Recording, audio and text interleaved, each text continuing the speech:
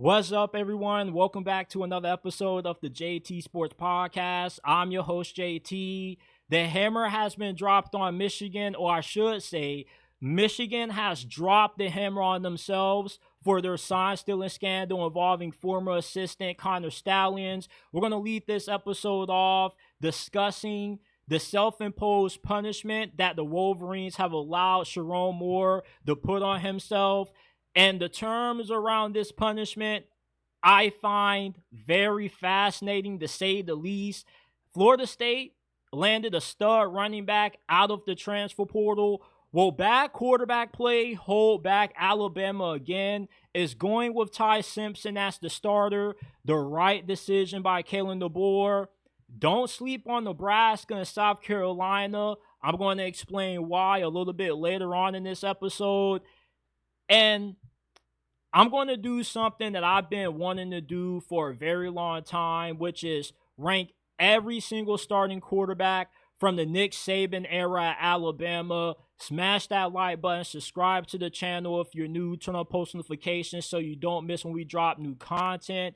You can find this episode along with all of our previous episodes on Apple, Spotify, Amazon, wherever you get your podcasts from. The JT Sports Podcast is available. Give us a 5-star review if you enjoy. Links down in the description below, and let's dive into it.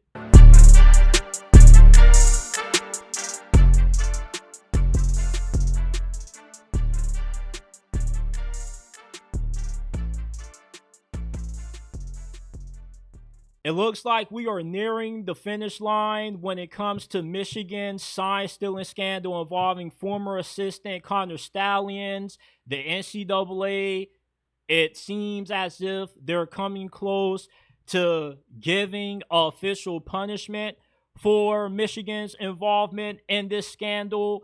And Michigan has gotten ahead of the issue by allowing Sherrone Moore to self-impose a 2-game suspension on himself for weeks 3 and 4 of the upcoming season. Sherrone Moore, despite denying doing any wrongdoing in the situation, allegedly he deleted a few text messages between him and Connor Stalions, which, you know, if you're innocent and you haven't done anything wrong at all, why would you feel the need to delete text messages? But Michigan allowing Sherrone Moore to suspend himself for 2 games, I feel was a pretty good punishment in terms of the length.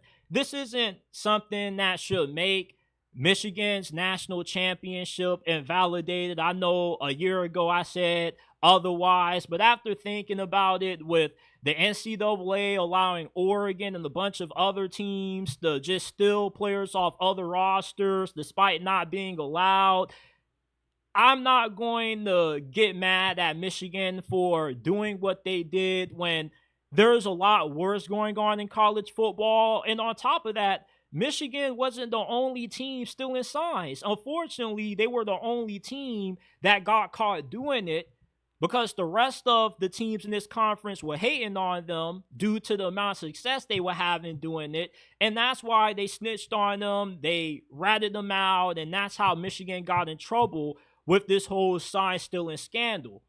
But my issue with this punishment and why I feel it's bullshit isn't the length, but it's the fact that Michigan is allowing Sherrone Moore to pick when he serves out this punishment, when that shouldn't be allowed. As soon as you get in trouble doing something, you should immediately face the consequences for it. He should be suspended for the first 2 games of the regular season.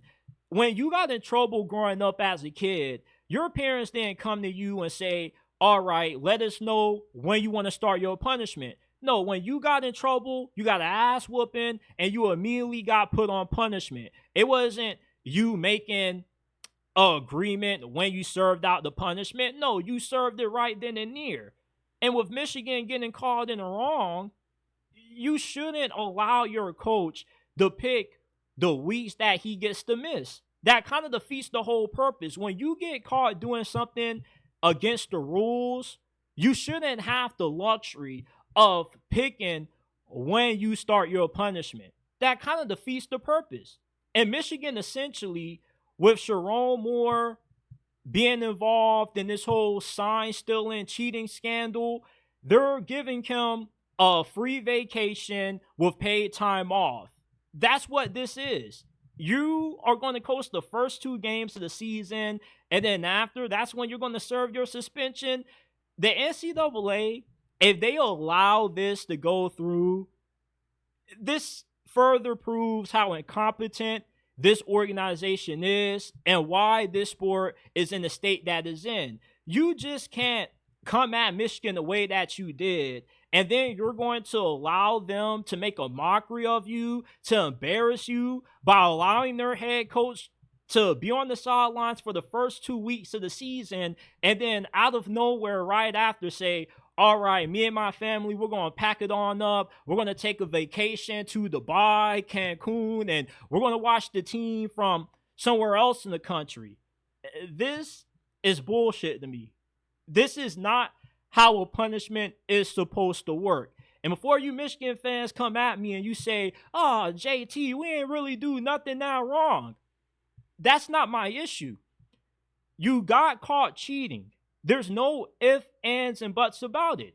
So therefore, you shouldn't be able to negotiate the terms of your punishment.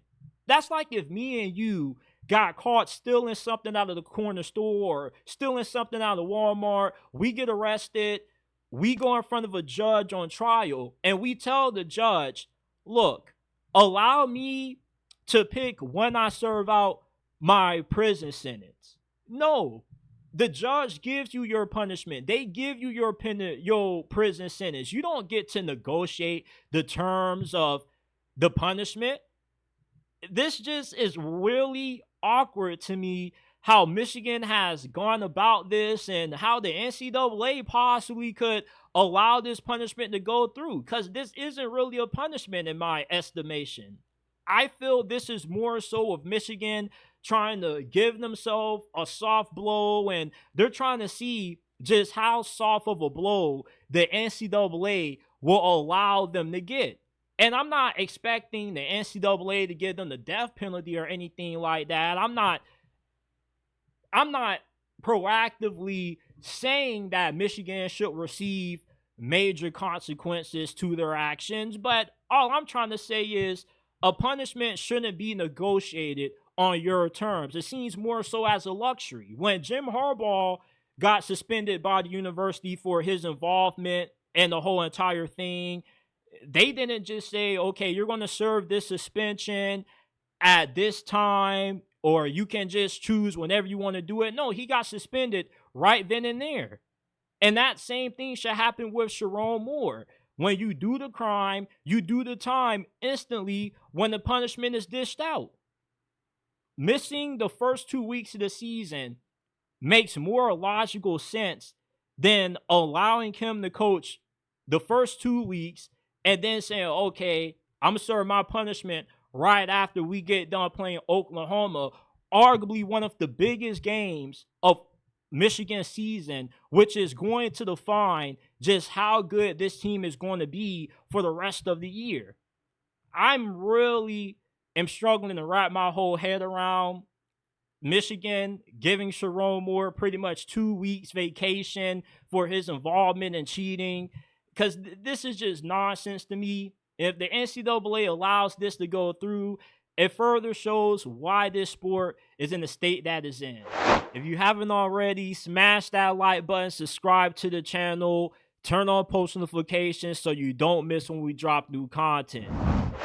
Florida State just got a stud running back out of the transfer portal. Gavin Sawchuck is transferring from Oklahoma to FSU. He had a monster second half of 2023. He had over 100 yards in his last 5 games. He finished that season with 744 rushing yards, 6.2 yards per carry, and 9 touchdowns. And I was expecting him to have a big-time season in 2024 last year, but unfortunately, injuries and Oklahoma's offensive line not being good held him back. And now he transfers to FSU, where he's going to turn into a beast and Gus Malzahn's offense. Gus Malzahn's offense elevates every running back that you put in it. Last year, when he was at UCF, he had R.J. Harvey, who recently got drafted in the second round by the Broncos. And this past year's draft, when Auburn made that national championship run early into his tenure there, they had Trey Mason, who was one of my favorite college running backs to watch during that time. So when you put a talented running back like Gavin Sawchuck, who's really good after contact, has elite acceleration and good vision, and to a Gus Malzahn scheme, he should turn into one of the best running backs in college football. Remind you, they already have Wardell Williams, who's pretty talented in his own right.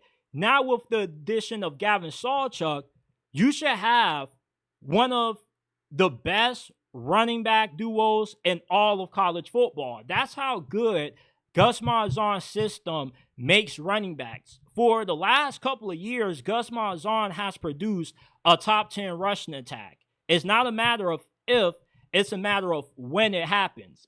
And Florida State quietly has become arguably the most improved team in college football. There's no chance they'll be just as bad this year as what they were in 2024. That was arguably the worst season of Florida State football ever. With what Mike Norvell has brought in the transfer portal on the offensive line, bringing in experienced guys, plus improving with his play caller, that being Gus Malzahn, somebody who specializes in elevating running back play, this is going to be a really good offense this year. They're not going to have to throw the football 30, 40 times to beat you, with Thomas Castellanos being a really good rushing threat, with two star running backs in the backfield, in a scheme that just completely elevates the rushing attack. It puts it on crack damn near.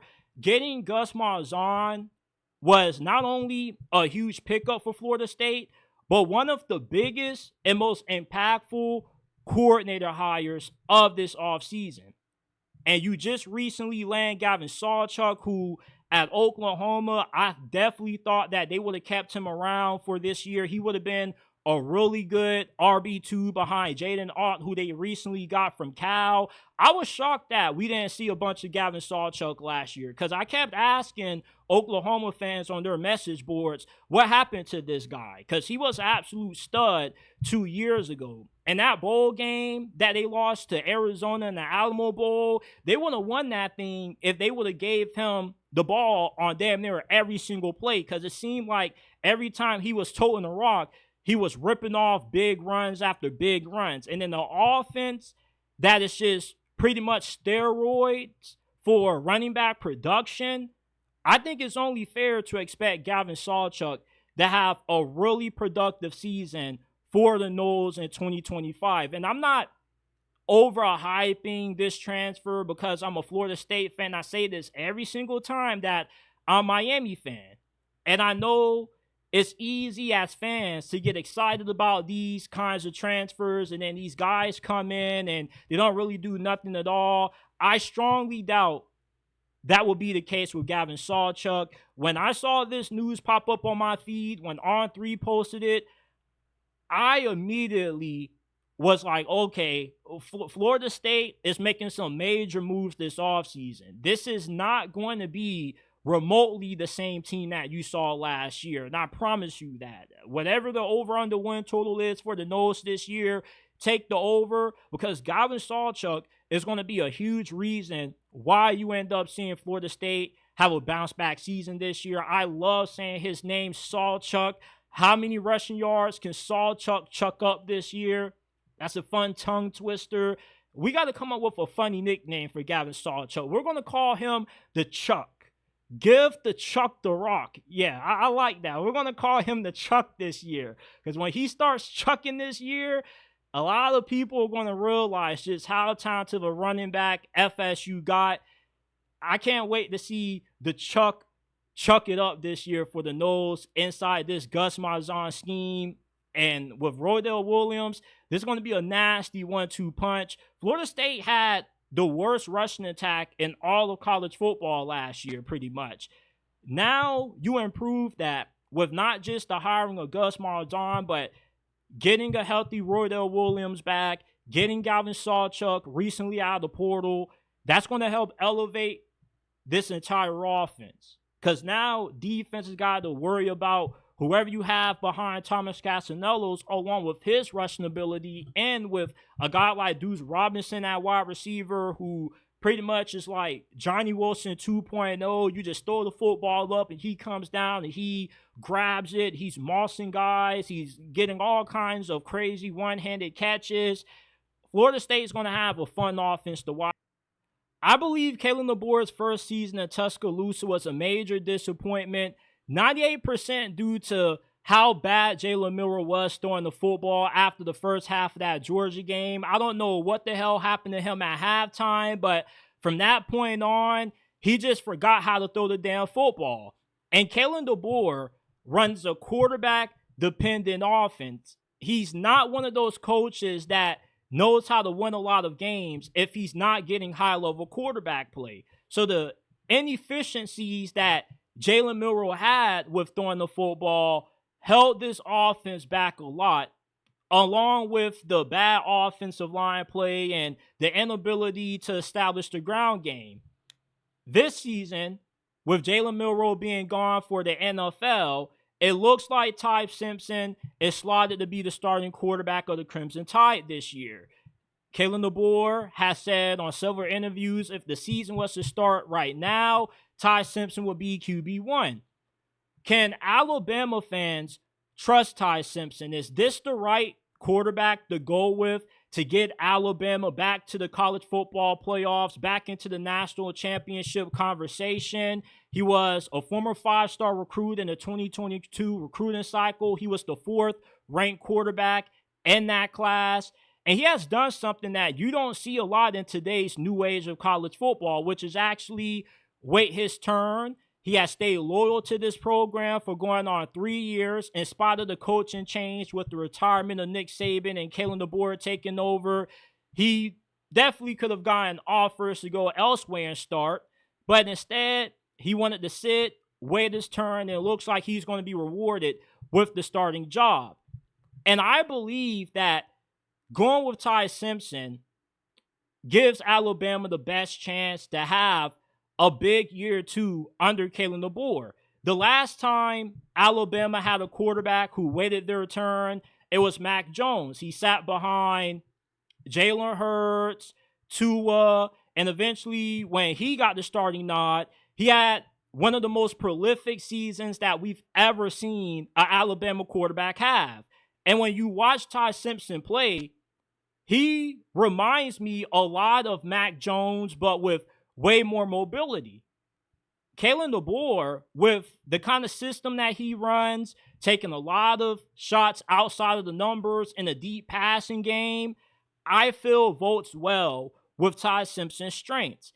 He does a really good job of getting the ball out quick, but he also throws the ball with a lot more accuracy and consistency down the field than what Jalen Milroe did. When Jalen Milroe threw the deep ball, he was accurate at times with it, but he wasn't as consistent as what he could have been due to spotty ball placement and the accuracy kind of being hit or miss with him. With Ty Simpson, he's a better fit in Kalen DeBoer's system because he's your prototypical drop back passer. And I feel the biggest reason why you have skepticism around how good Ty Simpson will be at quarterback for the Tide is because he's not as flashy as what Jalen Milroe was. And Keelan Russell is the new toy, the new kid on the block that we haven't really seen that much of. So, of course, there's a lot of excitement around him. He was a 5-star out of high school. They flipped him from SMU. But Mac Jones, Greg McElroy led Alabama to national championships despite not being instant starters. And I'm not saying that Ty Simpson, following down the similar path as those two quarterbacks, guarantees that Alabama will win it all this year, but he definitely gives this team the best shot to put themselves in position to win a national championship than the other quarterbacks they currently have right now. I don't care how talented Keelan Russell is. Putting a true freshman, throwing him into the fire in the toughest conference in college football, when every single week you're going up against quality competition, I feel could strongly hinder his development.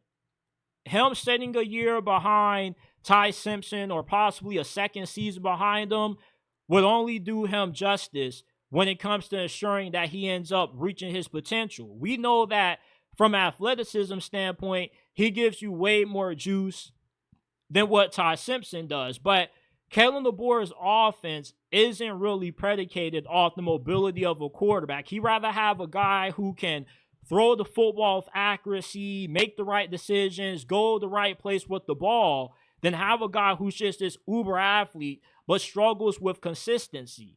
And when you have so many high expectations, being the coach at Alabama, going with the more experienced guy who's been with the program a lot longer, just is somebody that you will feel more comfortable with in Kalen DeBoer's situation.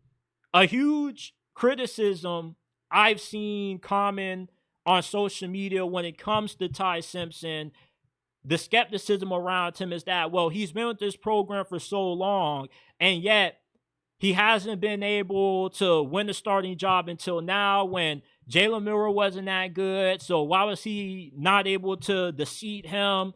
Well, politics was a little bit of a reason for that. When Kalen DeBoer took this Alabama job last year, it was late during the coaching carousel. So he didn't have a lot of time to really evaluate this roster, not a lot of time to really get guys out of the portal. And you also wanted to keep as many guys as around so you could give yourself the best chance of having a good season.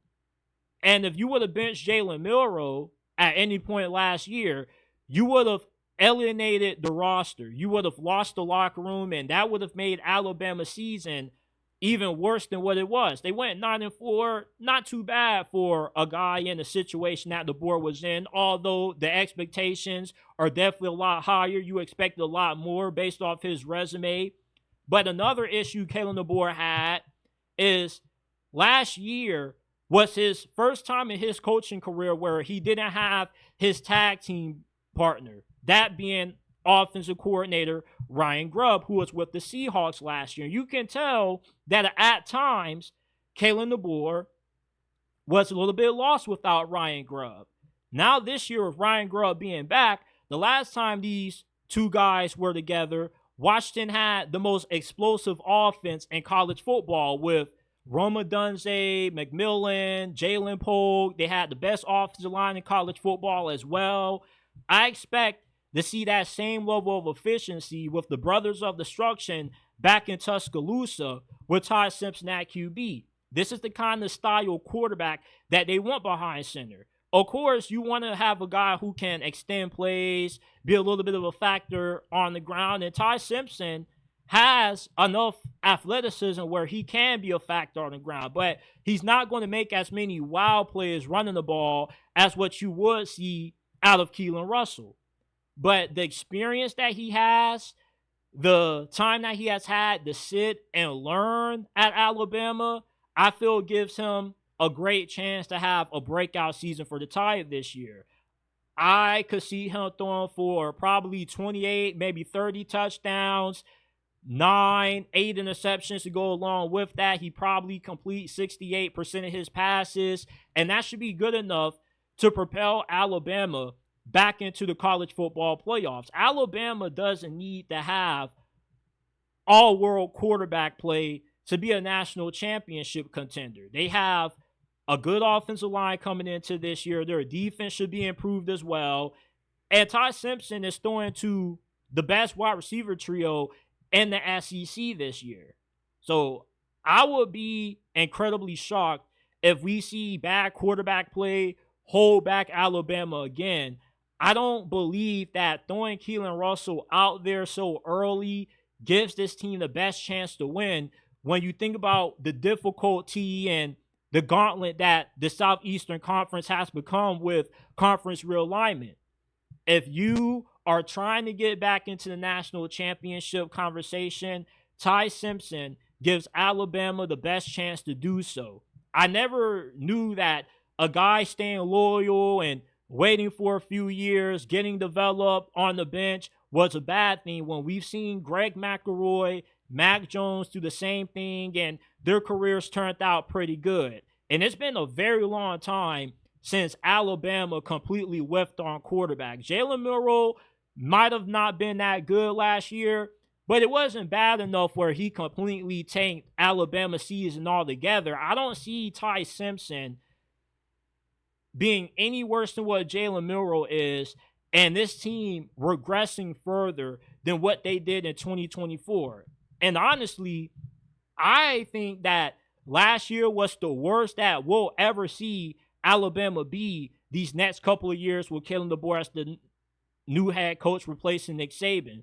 Ty Simpson is good enough to get the job done for Alabama football in 2025, and I'm excited to watch him play.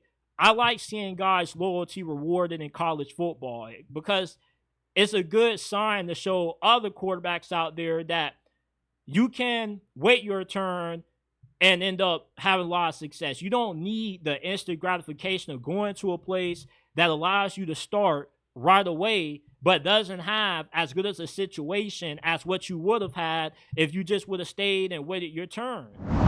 Hey, man, if you listen to podcasts, check us out on Apple, Spotify, wherever you get your podcasts from. The JT Sports Podcast is available. Give us a 5-star review if you enjoy.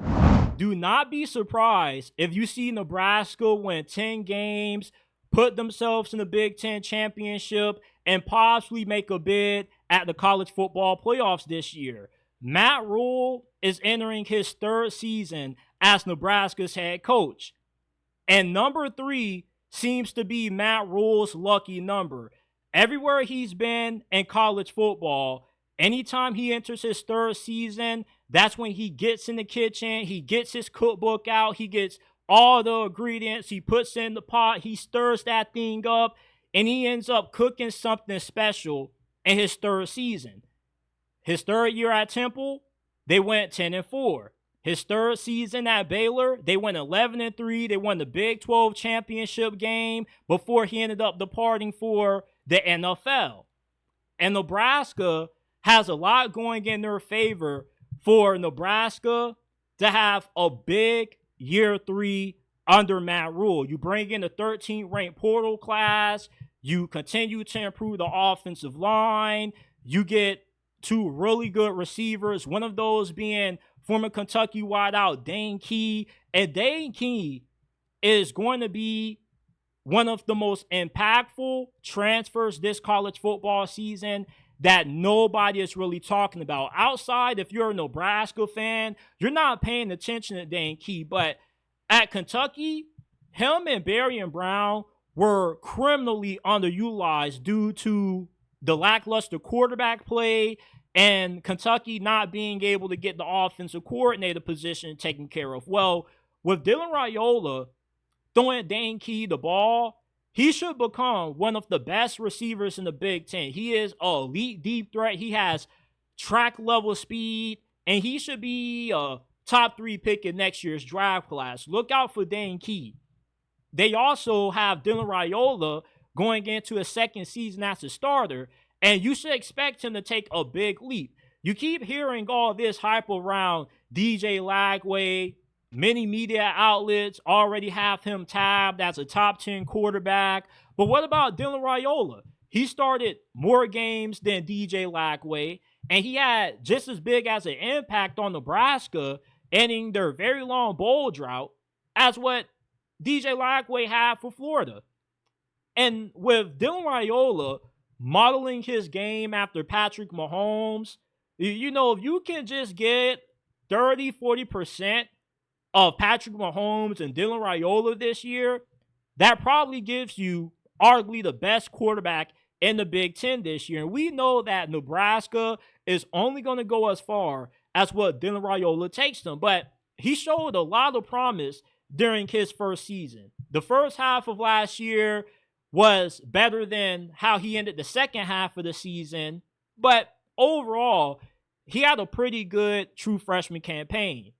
And with the offensive line and receivers being better around him, that should only increase his chances that he continues to make big leaps as a starter for this program.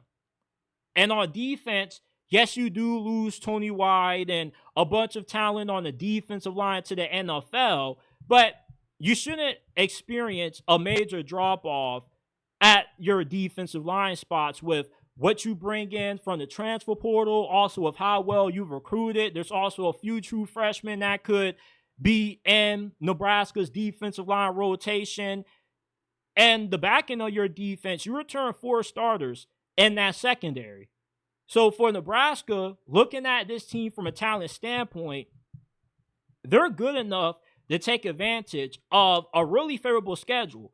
They don't have to play Ohio State this year, and your toughest game is going to be against Penn State on the road. Outside of that, there's a very easy path to Nebraska winning 10 games and making it to the Big Ten title game.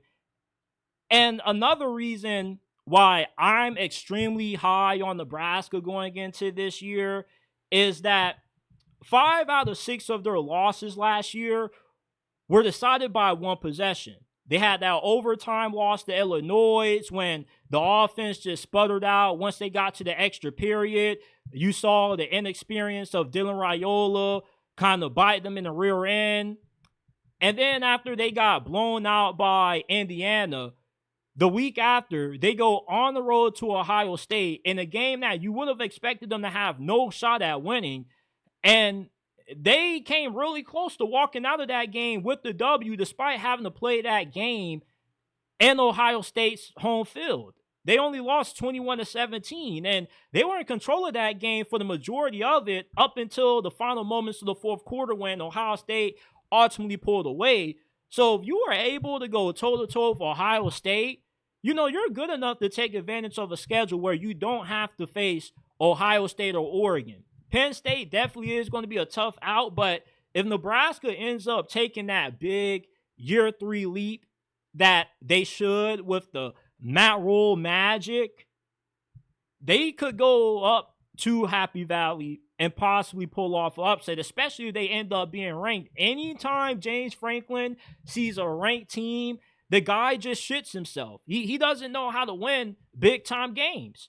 And Matt Rhule has been no stranger to turning programs around. He already ended your very long bowl drought. And now going into year 3, it's only right to expect for this program to continue to take another step in the right direction under him. And I love Matt Rhule. He's one of my favorite coaches in college football. When you listen to Matt Rhule talk, he just has an infectious energy about him where he's just a hard guy not to like. How can you not root for Matt Rhule? He just oozes positivity. And that's what I love about Matt Rhule so much. And you can definitely tell that his players feel the same way about him, especially on defense. A lot of the starters that they bring back on that side of the ball easily could have went with defensive coordinator Tony White down to Tallahassee. But with what Nebraska has coming into this year, you got the year 3 Matt Rhule magic where you know Nebraska is going to be in for a big year based off what he's done in year 3 at his past stops. With Dylan Raiola expected to take a big leap, you should still have a really good defense. You have a favorable schedule. All the stars are perfectly aligned for Nebraska to possibly make a run at the Big Ten championship and put themselves into the CFP. We know Penn State, Oregon, and Ohio State are pretty much going to be locks to get into the playoffs, but there's going to be at least one team in the Big Ten this year that surprises us, that comes out of nowhere. Last year, that team was Indiana.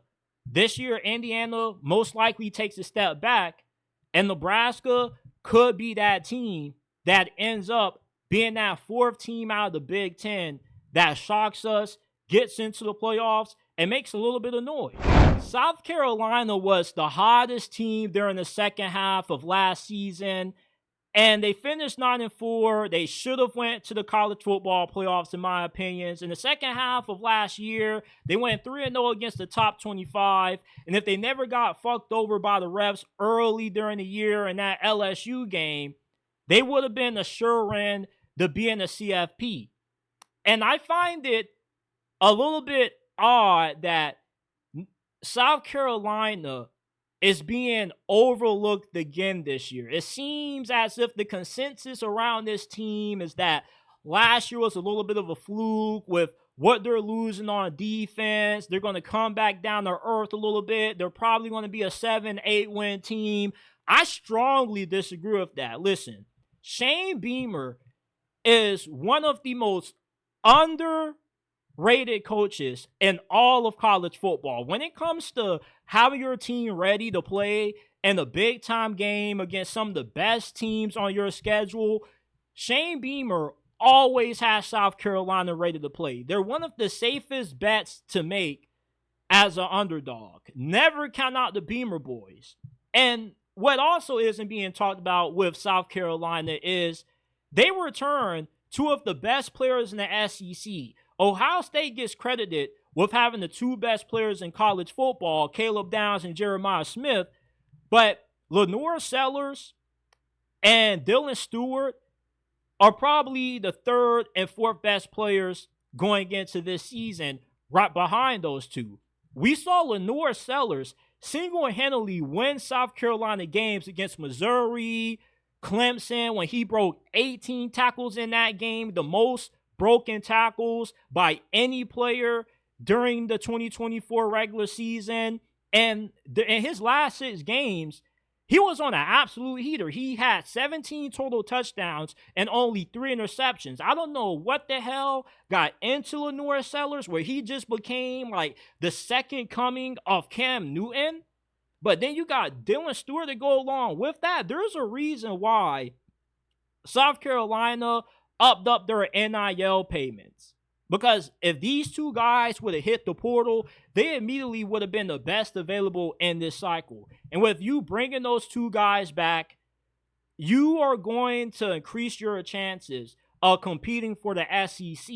Because these are the kinds of players where even if you aren't as good and several spots compared to where you were last year, they will be good enough to elevate your team to the point where they just take over games. We have seen Dylan Stewart single-handedly wreck offenses by himself. We've seen Lenore Sellers be a one-man wrecking crew. And with the supporting cast that Lenore Sellers is going to have this year, you return 2 of your top 3 leading receivers from 2024, Mizio Bennett, Nick Harbor, who, like Lenore Sellers and Dylan Stewart, is a freak in his own right. Nick Harbor is still relatively new to the wide receiver position. He was still learning the nuances of what it means to be a good receiver. And going into 2025, I expect him to have a big-time season. He reminds me a lot of DK Metcalf. This dude is just a specimen. If you are creating a player on College Football 25 or College Football 26, it would be fucking Nick Harbor. The dude has all the traits that you look for in a dominant wide receiver. He just has to continue to improve with his technique and his understanding of the position. But this year, he should somewhat have that figured out a lot more than what he did last year. And he can become one of the best players in college football as well. You have a really good left tackle in Josiah Thomas, who was a freshman All-American last year. You have a good duo of running backs on defense. Of course, you do lose a lot of great talent to the NFL. Your defense was so good last year, it made it impossible for teams to have to focus on just one player. You couldn't just double-team Dylan Stewart. You had to worry about Kyle Kennard. You have multiple guys who could win one-on-one.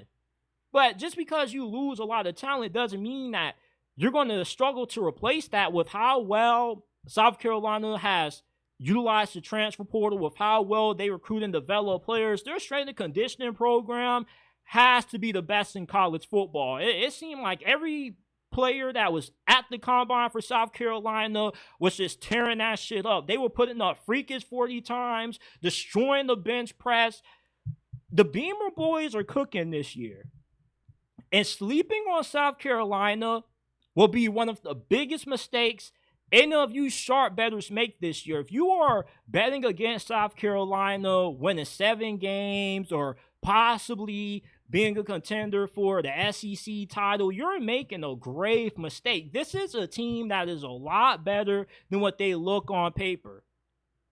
Shane Beamer is really good at getting his team ready to play in the biggest games of their schedule. And there were a few games last year outside of that LSU game, like that Alabama game, they possibly could have won if Lenore Sellers played the way in the second half of the season that he could have played in that game. They probably could have won that game too. There's not a single game outside of one on South Carolina's schedule that I don't believe they have a chance of winning. This is a team that's ceiling is probably 11-1, 10-2. The floor has to be 9-3 max. This should definitely be a playoff team, or at least a French playoff team, with you having 2 of the best players in the sport, Lenore Sellers, Dylan Stewart. You're a well-coached team. You recruit well. You use the transfer portal well. You develop talent well. Your strength and conditioning program is top-notch. South Carolina, I would not be shocked to see this team in an SEC championship game this year. With the way the college football playoffs is set up and with how conference realignment has impacted this sport, it's going to be very rare that you see the same teams that were good in this conference the previous year still be as good the following season. You're going to have a rotation of new teams that always end up being in the mix, and South Carolina is one of those teams that should be vying for a playoff spot this year. They have a much better team than what Ole Miss, Missouri, and Texas A&M do, teams that people tend to be a lot higher on than the Beamer boys coming into 2025. Look out for South Carolina. This is an extremely dangerous team this year. I believe an underrated quality of what made Nick Saban the greatest coach in the history of college football was his ability to be a national championship contender with damn near any quarterback that he started. And that's what motivated me to do this segment, ranking every starting quarterback from the Nick Saban era at Alabama. Now, I'm only doing the quarterbacks that started more than one game. So if you didn't start the entirety of the regular season, you didn't make this list. And we're going to start off at number 10 with John Parker Wilson. This was the first quarterback that Nick Saban inherited when he first arrived on the scene at Tuscaloosa, and he wasn't that good. And in spite of him only throwing 12 touchdowns, 10 interceptions, the team pretty much won in spite of him. They went 12-2 in Nick Saban's second season. Now, John Parker Wilson, he played in a different era of college football during that time where the ground game was more important than your ability to throw the football. But with how dominant Alabama's rushing attack was, they didn't really need John Parker Wilson to be that good. They just needed him to be a really good game manager, but he wasn't really that great at that. So that's why he ends up coming in at number 10. Number 9, Jake Coker. How many of you guys remember this dude? Because I almost forgot about him. He transferred from Florida State.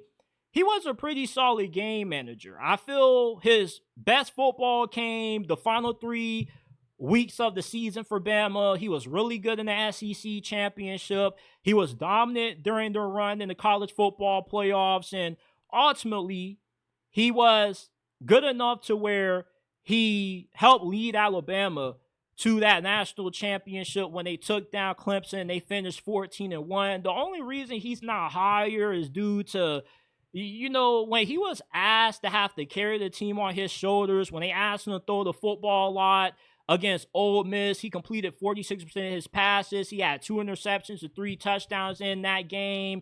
You know, he wasn't really one of those quarterbacks that you asked to put the team on your back and will us to a win.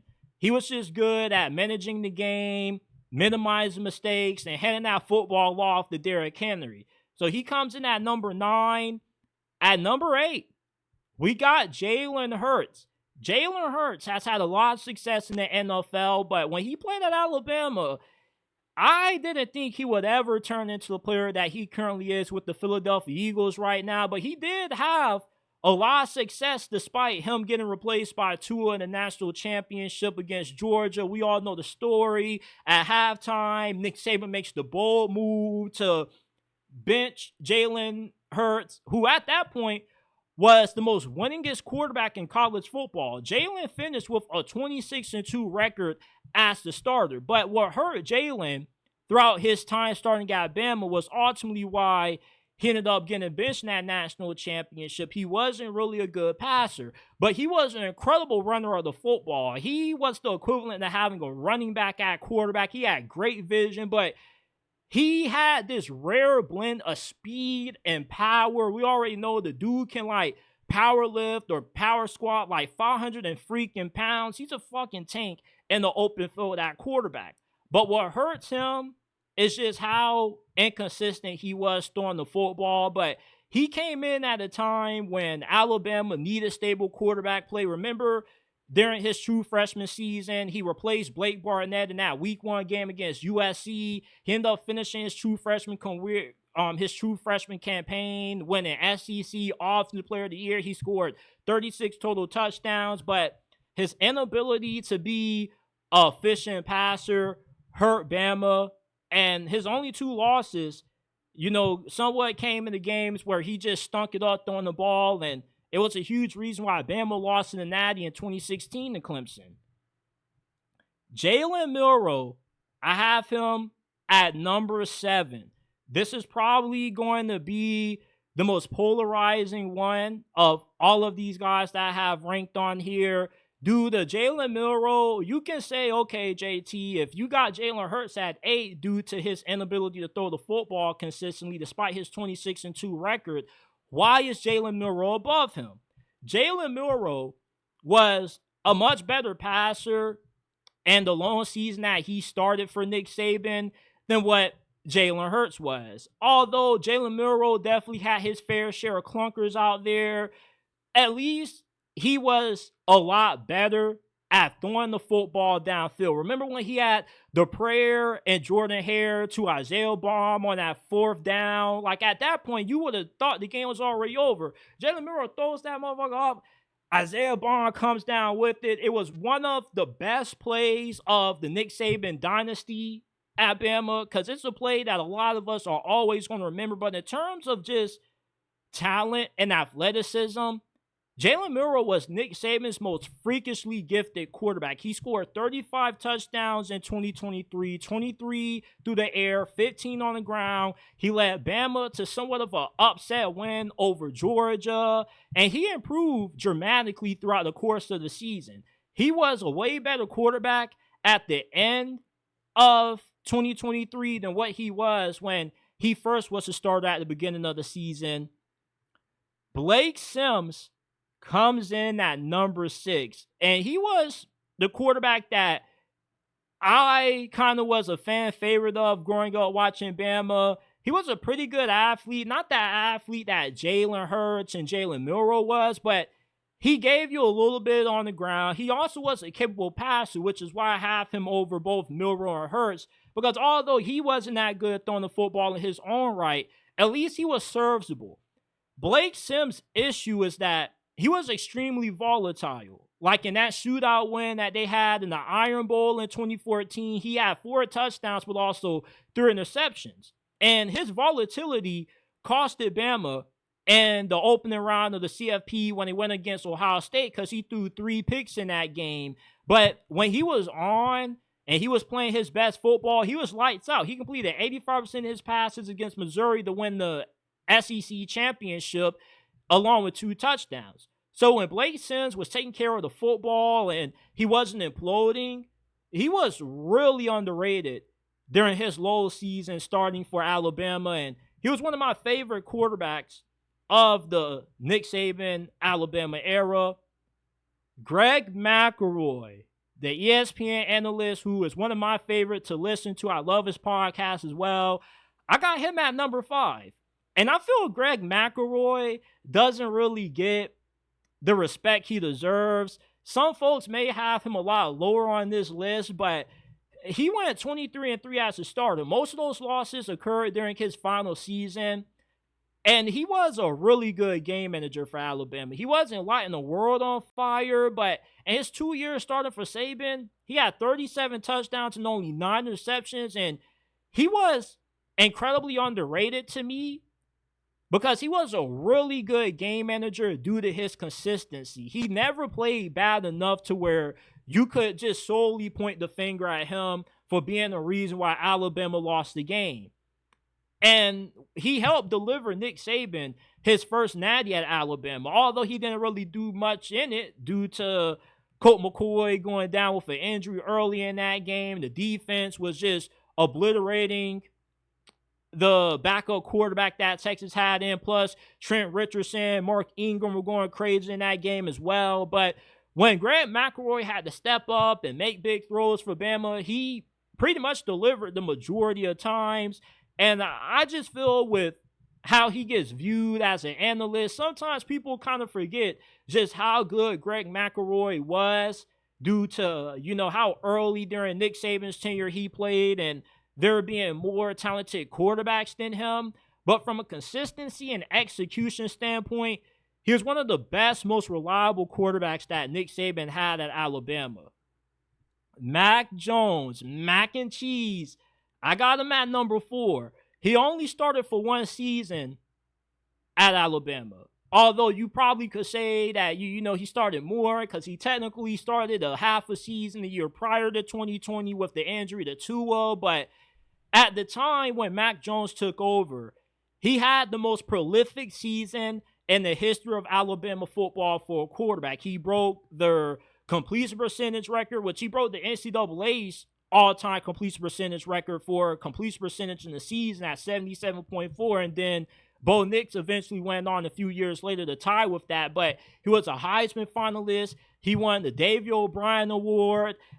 And it just, every time the ball came out of Mac Jones' hands, it was pinpoint accurate. And him and Devontae Smith were absolutely carving up defenses. You had Steve Sarkisian dialing up the plays. Mac Jones wasn't that mobile. He wasn't really that impressive to look at physically. But the dude had some of the best accuracy that I've ever seen out of a college football quarterback. It's like he 1, 2, 3 drop back. Oof, that thing is right on the money to every receiver he was throwing the football to. He also was only the second quarterback during the Saban-Bama era to go a perfect 13-0 and win a national championship. Mac Jones, despite only playing 1 season for Saban, he definitely made his mark that lone year in 2020, and he is the prime example why a lot of these new age quarterbacks in college football are making a mistake when they just hop in the portal the moment they don't start right away. He waited his turn. He sat behind Jalen. He sat behind Tua. And eventually when he took over the reins, he ended up having such a good season, mainly due to him being able to sit back and learn. A.J. McCarron, I have him at number 3. When I think of the pinnacle of the Alabama dynasty, A.J. McCarron is the first quarterback that comes in the forefront of my memory because he's the only quarterback out of everyone that Nick Saban has coached down in Tuscaloosa that led him to 2 national championships. They went back-to-back, 2011, 2012, when they just slaughtered Notre Dame.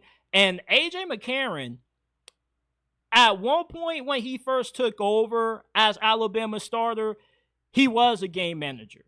But then over the course of his career, his second and third seasons as a starter, he elevated from game manager to a prolific quarterback. He had 30 touchdowns, 3 interceptions in 2012. He also was a Heisman runner-up. He was a Maxwell Award winner in 2013.